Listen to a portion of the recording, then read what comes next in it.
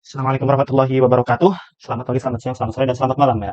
Dalam video kali ini, sebelumnya perkenalan dulu, nama saya Rizky Ramadhani dengan NIM 23051204147 dari kelas TIE 2023 dari Prodi Teknik Informatika Universitas Negeri Surabaya. Di sini saya akan menjelaskan sedikit mengenai praktikum dari penggunaan terminal shell dalam Linux. Ya, kalau sebelumnya di video sebelumnya penggunaannya ada di dalam Windows, kali ini akan digunakan dalam Linux. Ya, Linux sendiri menggunakan komponen shell bernama Bash. Ya, ini sebenarnya untuk Ubuntu sih. Sebenarnya ada banyak shell yang lain, ada banyak terminal yang lain. Cuma yang akan kita gunakan di sini adalah Bash, dan itu juga defaultnya Ubuntu.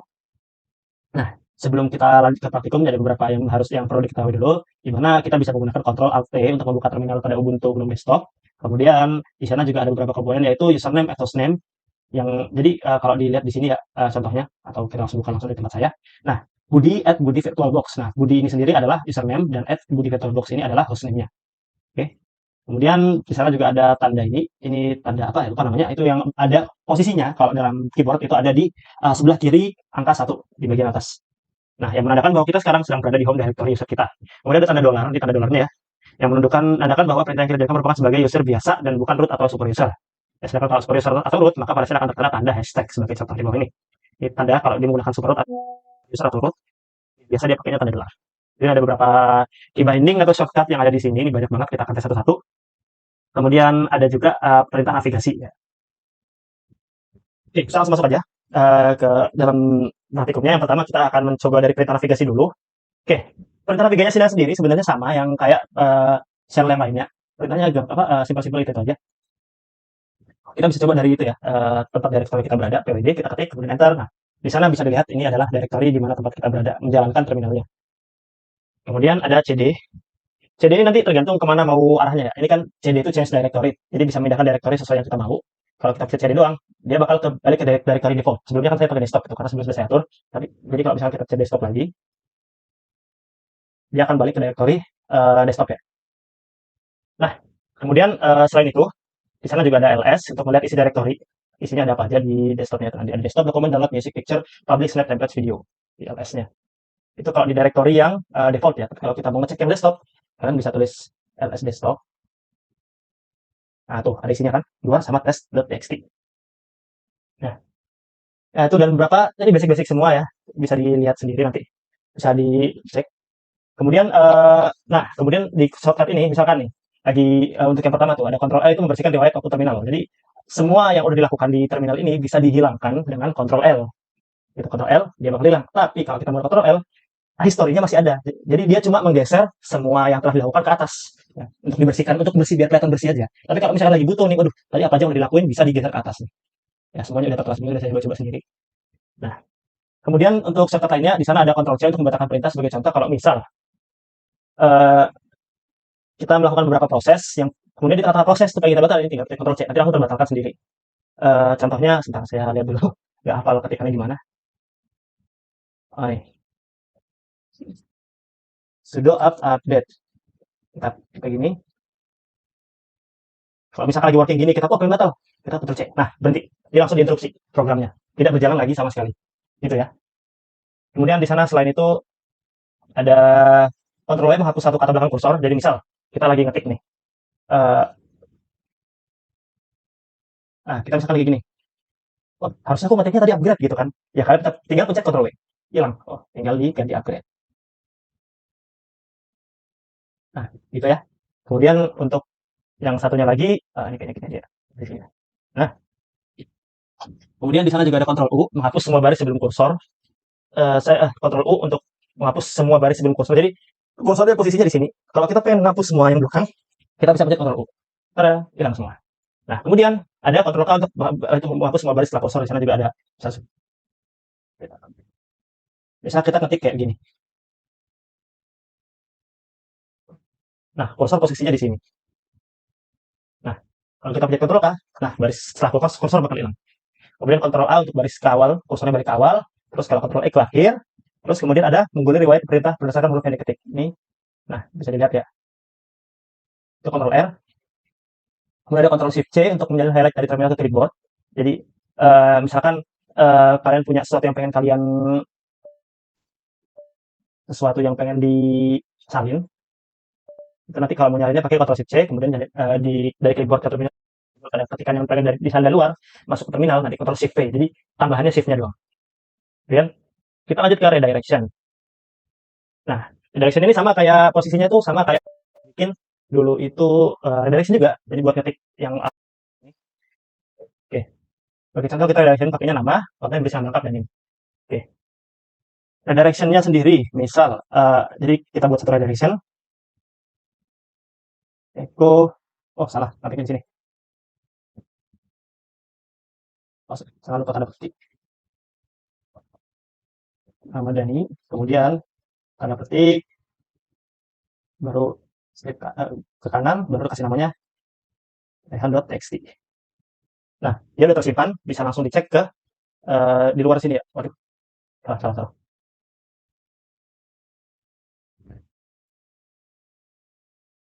Dia tersimpannya bukan di desktop ya. Dia tersimpannya di foldernya tempat berjalan, kita ganti ke desktop dulu aja biar gampang nyarinya.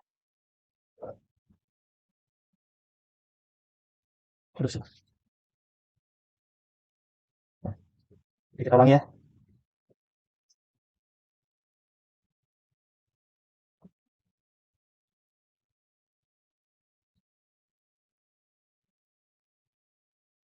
Nah, kalau dicek, ada nih, rehan.txt, isinya Rendes Ramadhani. Nah, kalau mau ditambah, ya tinggal pencet tambahannya, ketikkan pakai dua tapi double. Jadi nggak teroverwrite. Nah, kalau kayak gini, nanti dia bakal ada posisinya di sini, bisa langsung dicek. Oke, kalau misal mau dicek langsung dari terminalnya, bisa kita pakai cat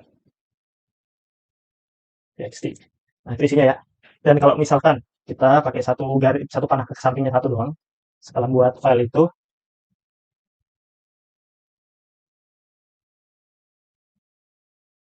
maka dia datanya akan teroverwrite. Dicek lagi, cuma tuh, gitu ya. Buat redirection. Kemudian kita lanjut ke pembahasan selanjutnya, yaitu package manager. Jadi package manager itu sebenarnya secara umum penjelasannya sama seperti package manager yang ada pada Windows. Nah, kemudian ada repository ini adalah tempat menyimpan paket yang diakses secara remote ya. Jadi paket-paketnya itu bisa di-download melalui server langsungnya Ubuntu gitu. Nah, kemudian dia juga punya mirror karena kalau servernya letaknya jauh, server buat download package manajernya itu pasti nanti latensinya tinggi. Jadi dia bakal lambat buat download apapun. Nah, jadi disediakan juga mirroring buat mempercepat proses pendownloadan package manager dan itu tersedia di Indonesia ini ada beberapa contoh banyak sebenarnya. Ya, karena saya tinggal di Surabaya, maka ada yang tersedia adalah Kartolo, Surabaya, SBY, Data Utama.net.id, kemudian ada buaya.class.org.id. Kemudian ada dependensi, ini tetap ada seperti biasa. Nah, kita di praktikum yang melakukan beberapa hal. Oh ya, sebelumnya kita akan menggunakan sudo.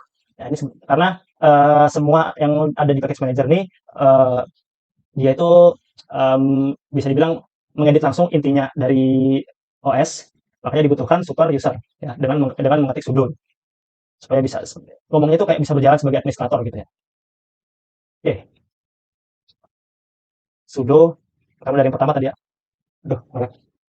Nah, sudo update.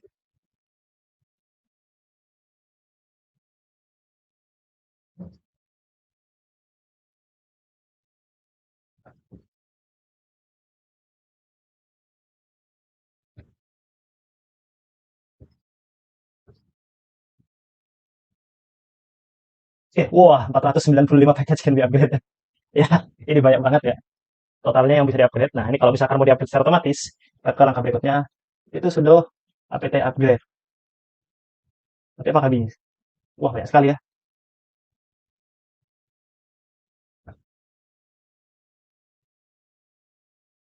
Bakal dipotong kayaknya, soalnya panjang banget. Dan 495.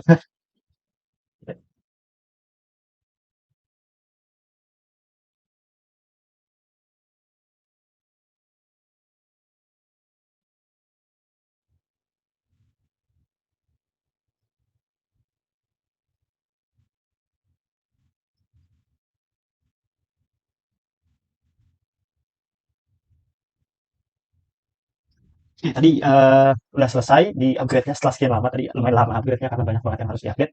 Oke, kita lanjutkan dulu. Sebelumnya di sini juga bisa full upgrade yaitu upgrade sistem dan menghapus aplikasi software versi lama bila diperlukan. Ya, kita cek aja langsung.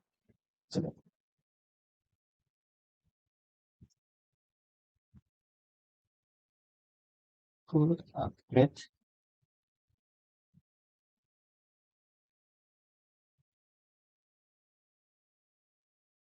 Oke, kalau dicek di sini ya, nol upgrade, nol newly installed, and nol to remove, and 3 not upgrade. Jadi nanti ini 3 not upgrade ini kita akan bahas nanti. Oke, kemudian ada sudah apt auto remove, menghapus dependensi yang sudah tidak dibutuhkan lagi. Oke, di sini kalau kita cek di sini ada tulisannya ini ya. Nih, ini ada 3 dependensi yang ini ada beberapa dependensi, ini ada dependensi yang udah nggak dibutuhkan dan diminta untuk di remove. Jadi kita langsung remove aja. Remove. Oke, sudah ke remove ya. Jadi kalau misalkan kita set di sudo lagi, sudah update.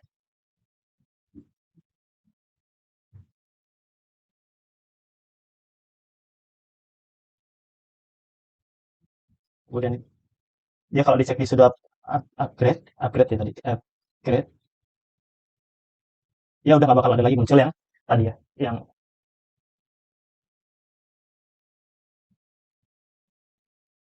upgrade. Jadi kalau dicek dimanapun, dia nggak bakal kelihatan lagi dependensi yang sebelumnya ada disebutkan ya, gitu. Kemudian kita akan mengubah mirror repository, kita akan mengubah repository, mirror repository dari itunya, berubah ke Indonesia ya, karena sebenarnya repositorinya berada di luar negeri. Ya, buat nyarinya ya, kita tinggal search saja di sini. Eh, apa tadi namanya? Sistem updater. Kita cari software updaters. Software updaters. Nah ini ya, oke. Dia servernya dari Teleskop Indonesia, tapi kita akan ganti ke yang lebih dekat lagi. Kita pilih ini di bawah. Pertama kita cek dulu Indonesia, harus kelihatan Indonesia. Kemudian karena di Surabaya kita pilih kartu aja. Server. Oke, dia udah ke detek di sini.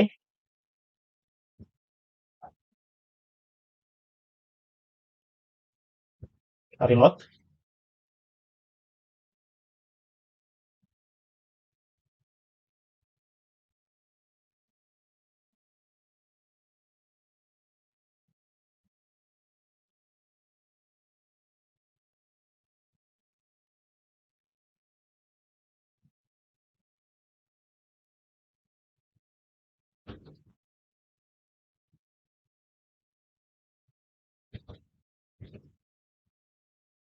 Ya udah, kita coba cek lagi.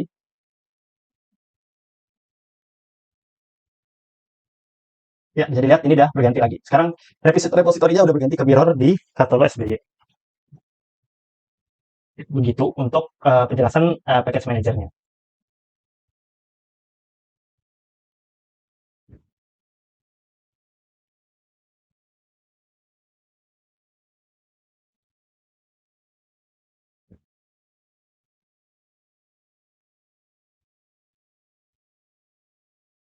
Oke, kemudian terakhir kalau mau melihat hasil dari penggantiannya kita bisa mengecek cat lupa lagi.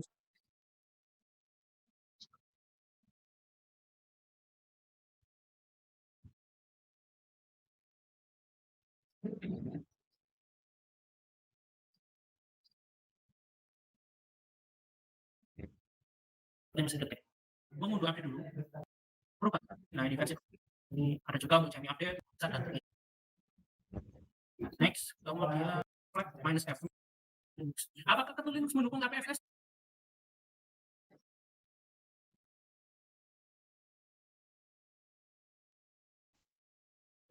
Oh ya, tadi dan juga tadi bisa dibilang ini juga bisa digunakan untuk menginstal sebuah aplikasi atau sebuah software ya. Contoh di sini adalah misalkan kita mau cari studi kasusnya itu fping ya.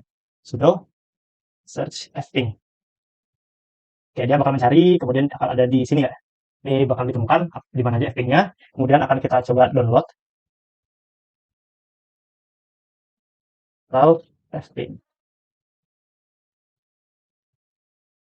Nah, dia udah terinstall fping ya. Kemudian terakhir dia juga bisa nge-remove apa yang udah diinstal sebelumnya ya. Misal kita mau nge-remove lagi si fping-nya, fping. Nah, dia telah ter-remove.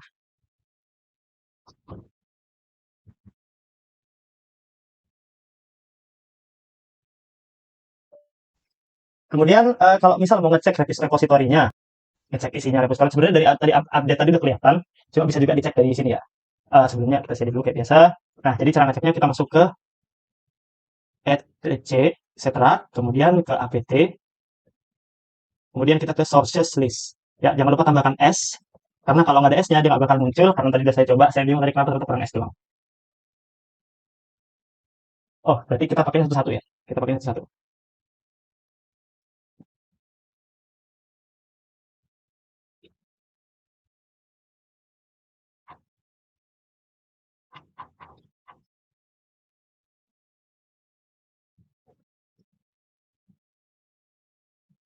Oh, bisa. Tadi kayaknya salah ketik ya? Oh iya, ada ketambahan hanya. Pantes. cd apt, kemudian di sini di sources list. Cat, oh jangan lupa tambahkan cat dulu ya. Cat sources list. Oh, itu nggak ada R-nya. Cat sources list. Ya, sampai salah ketik karena nggak bakal muncul ya. Nah, ini bisa dilihat di sini ya semuanya, banyak fix betul rilis. Jadi sini ada nih Katolo yang dipakai. Ini tanda ini menandakan kalau itu nggak dipakai, yang pakai yang dep-nya dipakai sebagai repository. Nah, kemudian kita akan lanjut ke materi ketiga, yaitu eh, lanjut ke yang ketiga adalah partition file system ya, partition and file system. Oke, jadi partition sendiri kan udah pernah dibahas sebelumnya ya. Jadi, ya itu adalah metode pembagian media penyimpanan file sekunder menjadi bagian-bagian terpisah dan terisolasi secara virtual. Jadi satu SSD itu bisa bikin beberapa partisi gitu modelnya ya. Kemudian ada file system. Jadi buat Linux sendiri dia itu mendukung banyak sekali file system ya. Hampir semua di dunia ini didukung sama file system. File systemnya didukung oleh Linux. Bahkan sampai file system milik Mac yaitu ATFS. Dan juga mendukung banyak ini dari XT234, dari RFS, ZFS, NFS yang notabene punya Windows pun didukung. Fat Family dari FAT32, kemudian ada XTFAT, segala macam itu didukung semua sama Linux. Nah, kemudian kita akan langsung lanjut ke membuat partisi baru ya. Yang pertama bisa kita lakukan adalah dengan ngecek yang tersedia ya dengan SLS BLK. Ya, bisa dicek di sini ya. Jadi yang sudah terpakai itu yang di SDA ini, kemudian gini aja sebelumnya, misal kita ini lagi install SSD baru.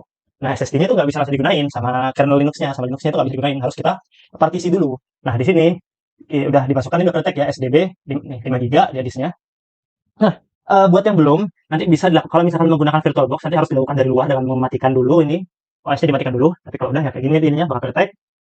Terus juga bisa kita cek dari ls/dev ya buat ngecek yang terinstall. Ini buat ngecek device apa yang terinstall, apa aja yang terinstall di dalam Linux-nya nih ya, yang bisa digunakan. Di sini ada disk, ada beberapa, ada FD, ada Eclipse dan lain-lain ya.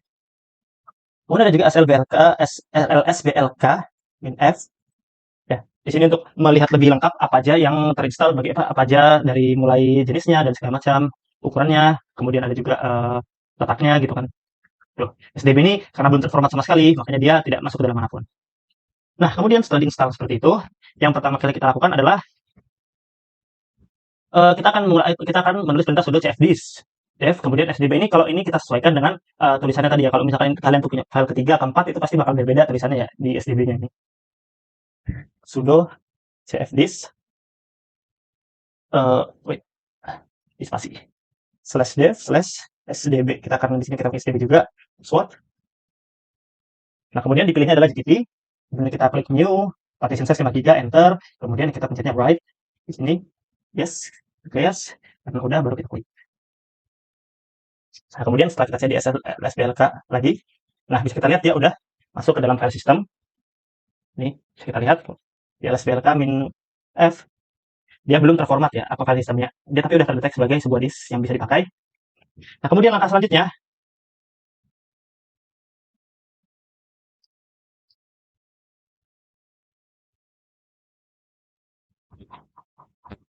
nah, langkah selanjutnya adalah di format dulu ya. Ini dengan formatnya kita menggunakan tulisan ini ya, sudo mkfs, kita pakai perintah ini mkfs.ext4. Ini file sistemnya kita pakai ext4, -l, kemudian namanya ini bisa disesuaikan terserah, tapi nanti saya akan bakal mengikuti petunjuk aja karena lebih mudah gitu kan. Oh ya, sebelumnya kita cek dulu dia harus ini tulisan SDB1 jangan sampai salah, harus diikuti karena kesalahan sedikit pun dapat membuat akibat yang fatal. Gitu ya. Sudo mkfs.ext4, kemudian -l second disk.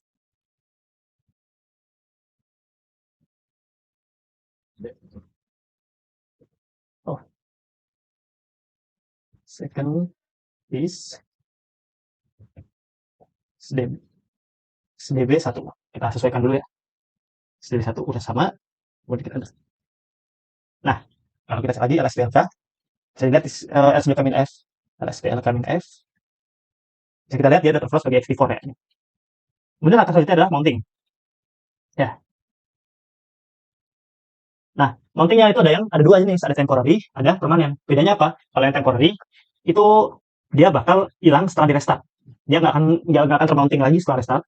Nah, kalau yang permanen dia bakal mau di restart pun atau dimatikan setelah nyalakan lagi, dia bakal masih dapat mounting. Kan saya memilih untuk yang permanen aja biar ya ribet gitu ya. Yang pertama dilakukan adalah membuat direktorinya terlebih dahulu ya menggunakan mkdir. Mkdir kita kasih nama second disk saja. Nah, udah jadi. Kemudian langkah selanjutnya kita kasih dia pas perintah ini sudo micro slash fstep.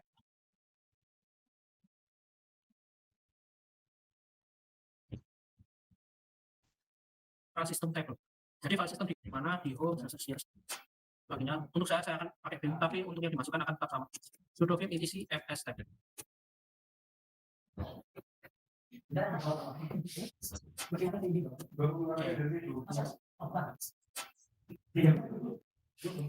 Bikin tab baru, jadi bisa ya bikin tab baru di terminal sehingga kita bikin LSPLK FSDC ya.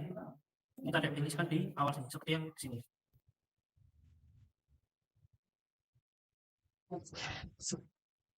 Kemudian kalau sudah kita mountingnya ya.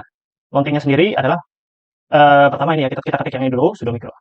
Sudo micro apa dispasi tadi ya? Dispasi. Slash etc slash fstep. Oh, kita download dulu mikronya ya. Sudo pt install micro. Sudo sup sudo. Yeah.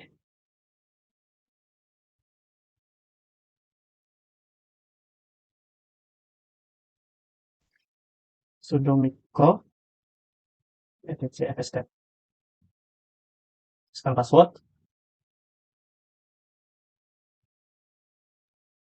Edit ini. 1 home slash body second disk. Kemudian format SD4 bisa di default 0 dan 1. Aduh.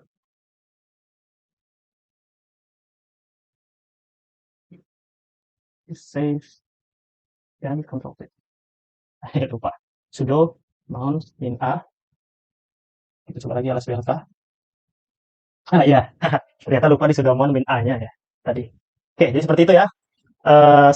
Sedikit dari saya, mungkin sekian aja untuk kali ini. Tadi udah membahas banyak hal, mulai dari dasar-dasar basic-basic, kemudian ke package manager dan terakhir partition. Sekian dari saya, bila ada kesalahan, mohon maaf sebesar-besarnya. Assalamualaikum warahmatullahi wabarakatuh.